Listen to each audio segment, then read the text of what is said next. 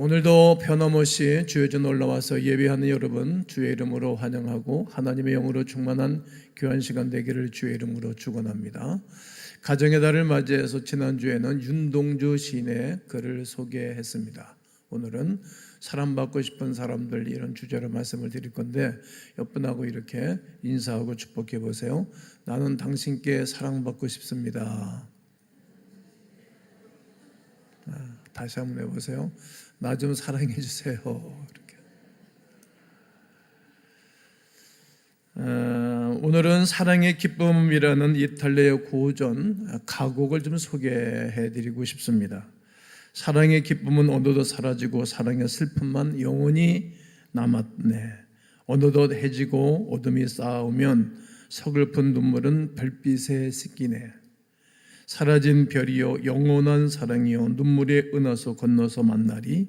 그대여 내 사랑 어디서 나를 보나 잡힐 듯 멀어진 무지개의 꿈인가.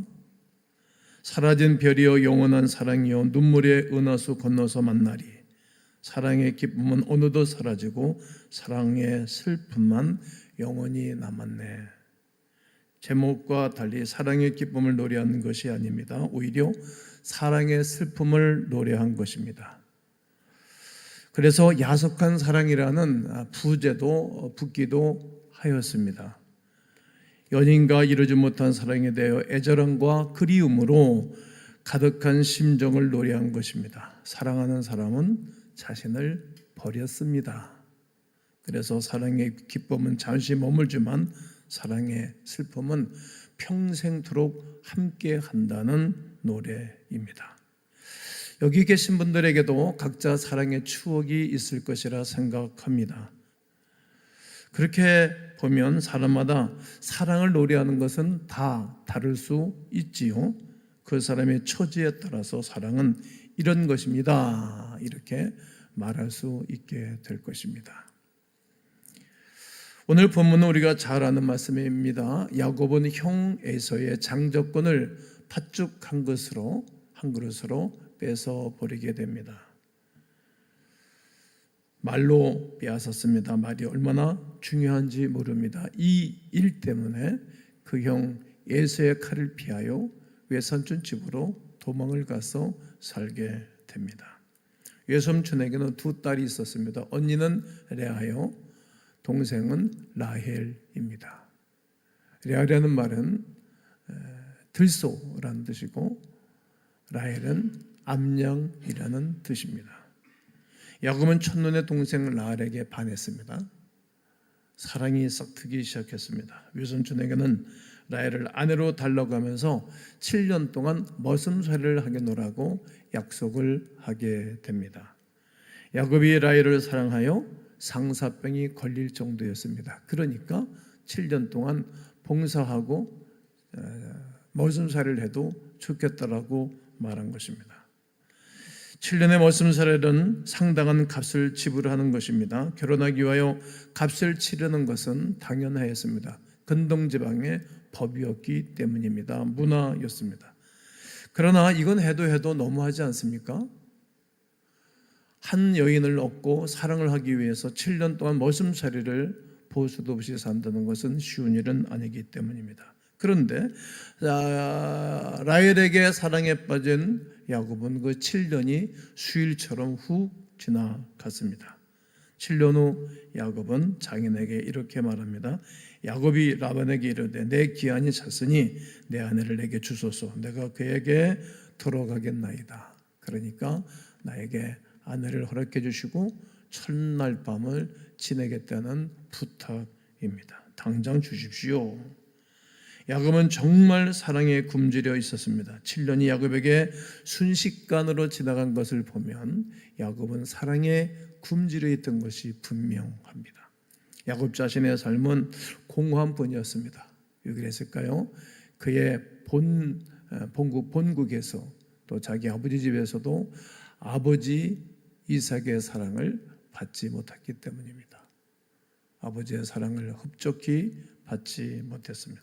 그나마 자신에게 심이 되었던 어머니의 사랑도 일찍 잃어버렸습니다. 왜냐하면 떠났기 때문에 어머니의 사랑을 받을 수가 없습니다. 형제의 사랑은 더욱 잊어버리고 말았습니다. 더욱 놀랐던 것은 하나님의 사랑, 그 하나님의 사랑을 완전히 잊어먹고 살아갔습니다. 심지어 죽음을 면하기 위해서 멀리 이방 땅 외손촌 집으로 피신하여 살아가고 있습니다. 야곱은 정말 외롭고 공허한 삶을 살고 있는 것입니다. 자기 고향에서도 떠나고 자기를 도와줄 사람이 전혀 없는 땅에 와서 살고 있기 때문입니다. 우리 교회 교우들도 보면 저 지방에서 성공하기 위하여, 공부하기 위하여, 복된 삶을 살기 위하여 올라와서 사시는 분들이 많습니다. 공허하고 힘든 인생길을 살아가는 분들입니다. 이런 야곱에게 아름다운 라헬은 야곱에게 희망이요 빛이요 우상이 되었던 것입니다. 아마 그는 이렇게 말했을 것입니다. 내 사랑 라헬만 있으면, 나 함께 해주는 라헬만 있으면 비참한 내 인생도 끝일 거야. 비참한 내 인생이 정지가 되고 행복한 삶이 풀릴 것이라는 장밋빛 꿈을 꾸었을 것입니다. 야곱은 지나친 사랑에 빠졌습니다. 라헬이 그에게 우상이 되었기 때문입니다.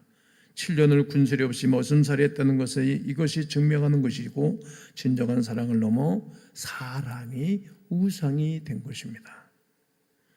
그런 것을 잘 알았던 장인 라반은 상사병에 걸린 야곱을 이용하기 시작했습니다. 라헬과 결혼을 해도 되겠느냐 묻는 야곱에게 일부러 애매모호하게 대답을 합니다. 좋다고 확답을 주는 것도 아니었습니다. 창세기 29장 19절을 여러분 읽겠습니다. 시작.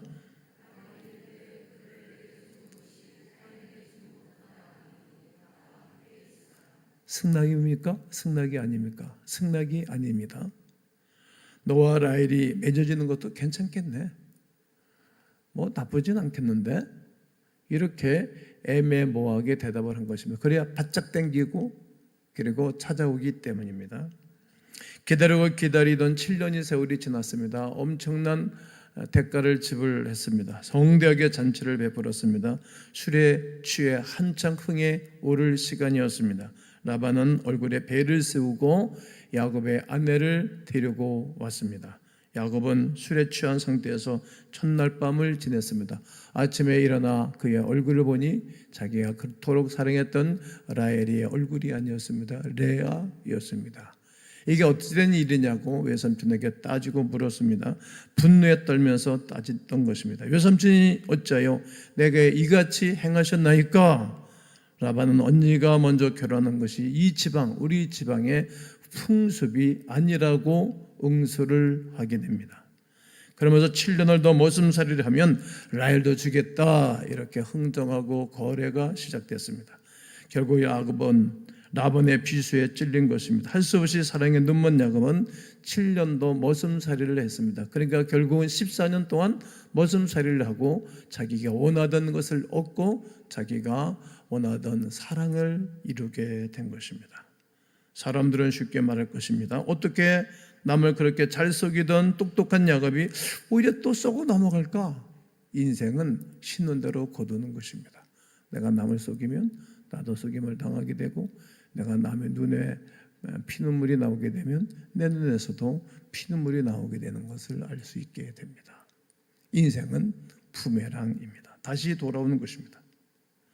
이렇게 야곱에서 입장에 보면 넘어갈 수밖에 없었습니다. 왜 그랬을까요?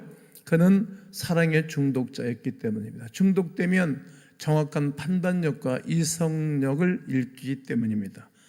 신앙이 없는 사랑은 고통에 달래는 마취제와도 같기 때문입니다. 야곱에게 라헬은 단순히 아내를 넘는 우상이었습니다. 그녀를 얼마나 애절하게 원했는지 자기가 듣고 싶은 말만 듣는 것입니다. 전체를 들을 줄을 모릅니다. 자기가 보고 싶은 것만 보는 것입니다. 전체를 볼 줄을 모르는 것입니다. 인생은 전체를 볼 줄 알아야 되고, 인생은 들을 게 있는 모든 것을 들을 수 있는 귀가 필요한데 말이죠. 야곱은 언니 레아보다 라헬을 더 사랑합니다. 이것이 그 가정의 상처와 고통과 아픔을 가져다 준 것입니다. 사랑의 우상에 빠진 결과입니다. 언니 레아는 아들을 낳았지요. 그런데 라헬은 아들을 낳지 못하는 것입니다. 노력해도 안 되는 것입니다. 이것은 하나님께서 사랑의 우상이 된 라헬을 결국은 축복하지 않는 것을 찾아볼 수 있게 됩니다. 그러자 라헬은 야곱에게 협박하고 공갈칩니다. 어떻게 공갈칩니까? 30장 1절을 읽겠습니다. 시작. 라헬이 자기가 야곱에게서 아들을 낳지 못함을 보고 그의 언니를 시기하여 야곱에게 이르되 내게 자식을 낳게 하라. 그렇지 아니하면 내가 죽겠노라.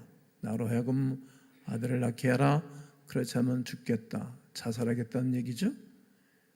남편을 협박하고 공갈치는 겁니다. 아무리 어렵고 힘들어도 할 말이 있고 안 할 말이 있는데 죽겠다는 거예요. 그러니까 지금도 아직까지도 자기를 우상화로 섬기고 있고 우상화를 만들어놓은 야곱의 허점을 노리고 이런 얘기를 하게 됩니다. 그렇게 그 말을 들은 야곱은 썽기를 내면서 말하는 것입니다. 2절에 보면 야곱이 라헬에게 성을 내어 이르되, 성을 냈다는 말은 성질 냈다는 말인데, 그대를 임신하지 못하게 하시는 이는 하나님이시니 내가 하나님을 대신하겠느냐? 하나님이 그렇게 하고 있는데 내가 어떻게 하니? 이렇게 하나님의 이름을 나타내 보이게 됩니다. 라헬은 그의 여종 비라와 잠자리를 하게 됩니다. 아주 잘못하고 실수한 것이죠. 그래서 아들을 대신 얻었습니다. 이번은 반대로 언니 레아는 그냥 잠자리만 하면 아기가 생기고 아들을 계속 낳는 것입니다. 언니와 동생과의 싸움이 시작됐습니다. 야곱이 마치 형 에서와 싸워서 팥죽한 것을 그에게 대접하고 장자권을 뺏는 경쟁하는 것과 똑같이 경쟁하는 것입니다. 인생은 신는 대로 거두는 것을 또다시 보게 됩니다.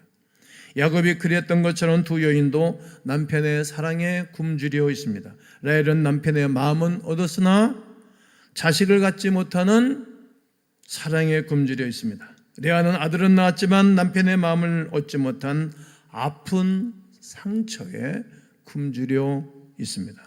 언니 레아는 아들만 낳으면 남편의 사랑이 자기에게 돌아올 것이다 이렇게 생각을 했습니다. 그래서 큰 아들 루벤을 낳고 난 다음 이제 남편이 나를 사랑하리로다. 이게 루벤이란 뜻입니다. 나를 별로 사랑하지 않는데 루벤 그러면 이제 남편 야곱이 나를 사랑하게 될 거야. 이름의 뜻이 있지 않습니까? 그래도 야곱의 사랑을 받지 못했습니다. 다시 시몬을 낳습니다. 내가 남편의 사랑을 받지 못함으로 들으셨다. 33절에 기록합니다. 그래도 남편 야곱은 요지부동입니다.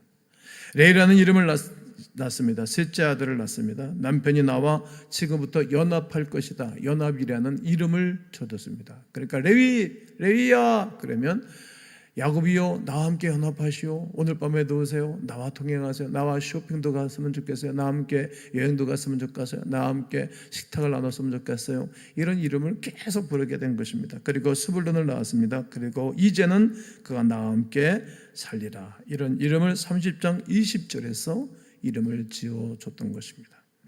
이렇게 언니와 동생과의 싸움의 사랑의 싸움이 끝이 나지 않았습니다. 계속적으로 싸우는 것입니다. 라헬이 자기가 아들을 낳지 못하자 그의 시녀로 또 아들을 낳게 됐습니다. 이름을 납달리 이런 이름을 지어줬는데 내가 언니와 크게 경쟁하여 이겼다. 자기 몸종으로 말미암아 얻고 난 다음에 아들의 이름입니다. 늘 경쟁합니다. 그러니 행복하겠습니까? 우리는 아멘 해보세요. 사람을 사랑해야 합니다. 아멘이십니까? 그래서 오늘 설교하기 전에 사랑받고 싶습니다. 나 좀 사랑해 주세요. 이런 인사를 나누게 한 것입니다. 마태복음 22장 37절로 40절은 이렇게 주께서 말씀하십니다. 예수께서 이르시되 네 마음을 다하고 목숨을 다하고 뜻을 다하여 주 너희 하나님을 사랑하라 하셨으니 이것이 크고 첫째 되는 계명이요 둘째도 그와 같으니 내 이웃을 내 자신같이 사랑하라 하셨으니 이 두 계명이 온 율법과 선지자의 강령이니라. 이 말씀은 사랑에 뭐가 있다는 말이죠? 순서가 있다는 말이죠. 밥 먹을 때도 순서가 있잖아요. 옷 입을 때도 순서가 있잖아요. 사람과 인사 나눌 때도 순서가 있잖아요. 사랑의 순서가 있다. 이것을 예수께서 말씀하신 것입니다. 하나님을 먼저 사랑하라 하십니다. 그리고 이후에 인간을 사랑하라고 말씀하시는 것입니다. 먼저는 이 순서가 완전히 뒤바뀌었다는 말이죠. 하나님의 사랑은 뒷전입니다. 인간들의 사랑만 이 땅에 가득하게 된 것입니다. 온 집안이, 부부가, 온 문중이 하나님을 먼저 사랑하셔야 합니다. 그런 의미로 보면 오늘 주일날 예배당에 오신 여러분들은 아주 최고의 좋은 선택을 하신 것입니다. 여러분의 가슴에 손을 얹고 한번 생각해 보시면 좋겠다 생각합니다. 하나님은 나에게 어떤 분이신가? 하나님을 최우선으로 사랑하고 사는가? 매사에 먼저 그의 나라와 그 의를 구하고 사는가 생각해 보셔야 됩니다. 하나님께서는 우리가 기도할 때 문제를 해결해 주시는 분, 육적인 축복만 주시는 분으로 기록되고 기억되지 않기를 축복합니다. 하나님께서는 우리와 함께 진정한 사랑을 주고받는 최고의 단계, 인격적인 관계를 늘 원하십니다. 진정한 사랑은 생명을 거는 것입니다. 주님께서 여러분과 저를 적당하게 사랑하셨습니까? 그렇지 않습니다. 최고로 사랑하셨습니다. 최고의 극치로 우리를 변함없이 사랑해 주셨기 때문입니다. 하나님은 자신의 생명을 걸고 우리를 사랑하셨습니다. 예수 그리스도를 십자가에 비참하게 죽게 하면서까지 저와 여러분을 사랑해 주셨습니다. 요한복음 3장 16절에 하나님이 세상을 이처럼 사랑하사 독생자를 주셨으니 그를 믿는 자마다 멸망하지 않고 영생을 얻게 하려 하심이라 하십니다. 주님이 십자가에서 피 흘려 죽기까지 하시면서 우리를 사랑해 주신 사랑입니다. 하나님의 사랑은 생명을 주는 사랑입니다. 뿐만 아니라 이제 우리는 그 주님의 사랑을 받았기에 그 사랑을 되돌려야 할 때가 됐습니다. 이제 주께서 우리를 위하여 죽으셨으니 우리도 이제 형제를 위하여, 이웃을 위하여, 가까이 있는 이들을 위하여 죽는 것이 마땅하다 말씀하십니다. 요한복음 3장 16절이 두 군데가 있는데 요한복음 3장 16절과 요한일서 3장 16절입니다. 읽겠습니다. 시작. 그가 우리를 위하여 목숨을 버리셨으니 우리가 이로써 사랑을 알고 우리도 형제들을 위하여 목숨을 버리는 것이 마땅하니라. 심과 뜻과 정성을 다하여 하나님을 사랑하고 하나님의 사랑을 하는 사람들은 이제는 형제를, 자매를, 아내를, 남편을 목숨을 버려가며 사랑하는 것이 마땅하다입니다. 순서가 바뀌셔야 됩니다. 서열이 바뀌셔야 됩니다. 그러면 심과 뜻과 목숨을 다하여 하나님을 사랑한다는 것은 어떤 의미입니까? 하나님을 사랑하되 나의 시간, 나의 물질, 열정, 은사와 같은 모든 것을 다 동원해서 하나님을 사랑해야 함을 말씀하는 것입니다.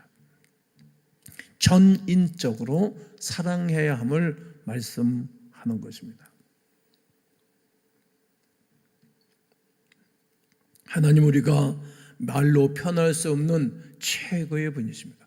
그분의 성품, 그분의 성향, 그분의 크기, 그분의 기품을 우리가 다 논할 수 없습니다. 그 하나님을 우리가 사랑할 수 있는 특권을 받은 것 자체가 영광입니다.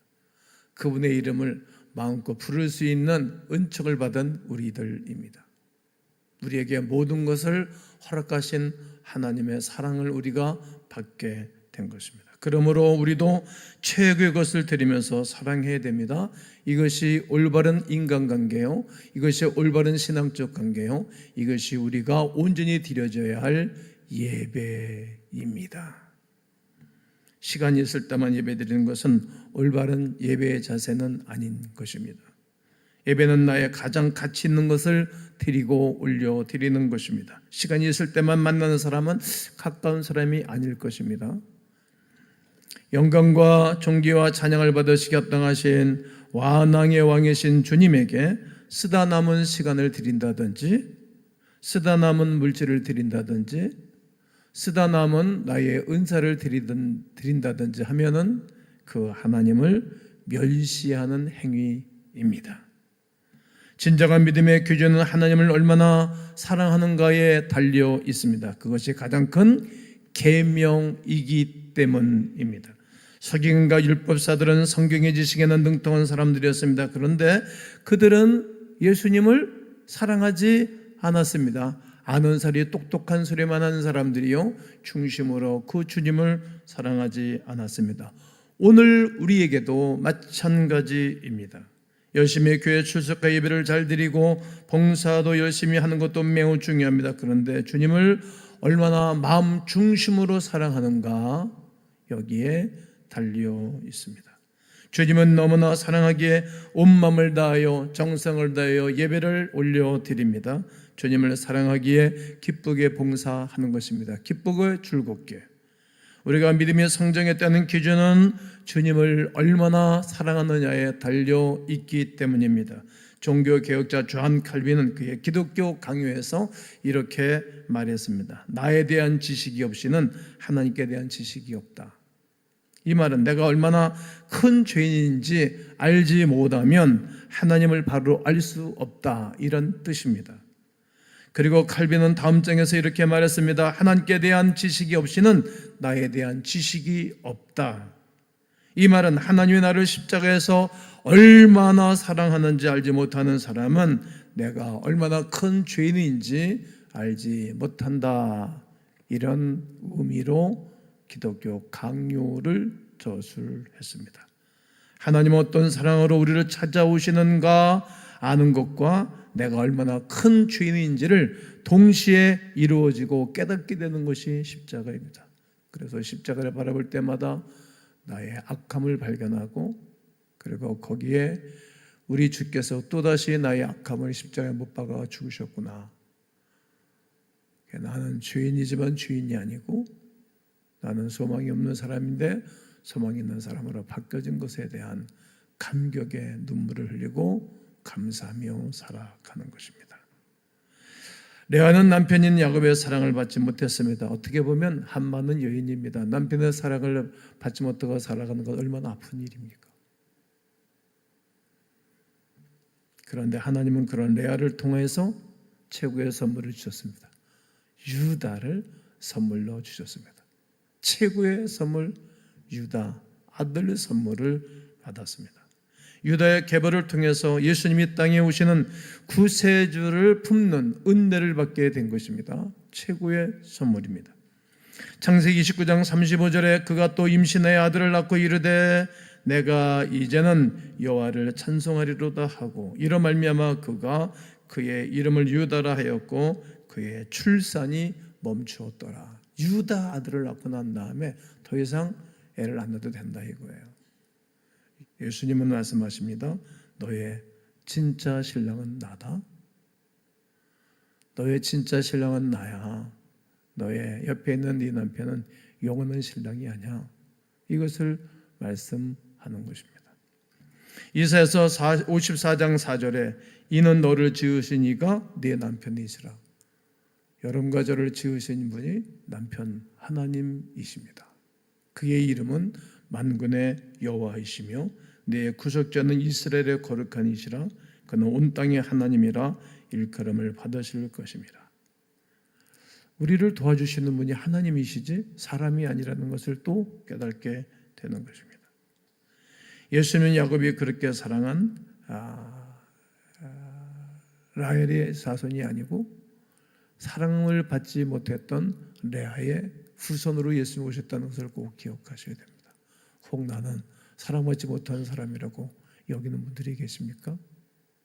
나는 실력 없는 사람이라고 그렇게 낙심하는 분들 계십니까? 괜찮습니다. 나의 아버지 되시고 스승 되시고 남편이 되시고 창조주가 되시는 그분이 우리의 삶을 인도해 주실 줄로 믿습니다. 여러분은 누구를 사랑하고 계십니까? 여러분의 자녀, 남편, 부부, 연인, 여러분들의 혹 친구입니까? 가장 중요한 것은 여러분의 사랑 가운데 있는 예수 그리스도를 어느 위치에 놓고 생활하는가, 이것이 제일 중요할 것입니다. 만약 예수님이 없는 사랑의 우상에만 빠져 있다면 유다를 통해 예수님의 탄생하는 축복은 없을 것입니다. 그러므로 어떤 사랑 가운데서도 분명한 신앙이 필요합니다. 가장 먼저 우리 주 하나님 예수 그리스도를 사랑하는 마음과 자세가 필요합니다. 16세기 영국의 성직자이자 시인이었던 조지 하버트는 자신의 시를 통해 십자가 예수님을 바라보면서 이렇게 썼습니다. 내 사랑스러운 주요, 주님만이 내 생명입니다. 내 생명의 빛이십니다. 그리고 나의 진정한 아름다움입니다. 그렇습니다. 예수님은 우리의 참빛이요 아름다움이요 우리의 왕이십니다.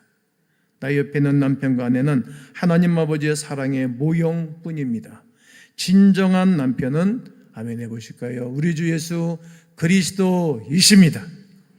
그러므로 진정한 예수 그리스도를 아내로 신부로 아름다운 가운데 살아가는 하나님의 백성들 되시기를 주 예수 그리스도의 이름으로 축원합니다. 축원합니다.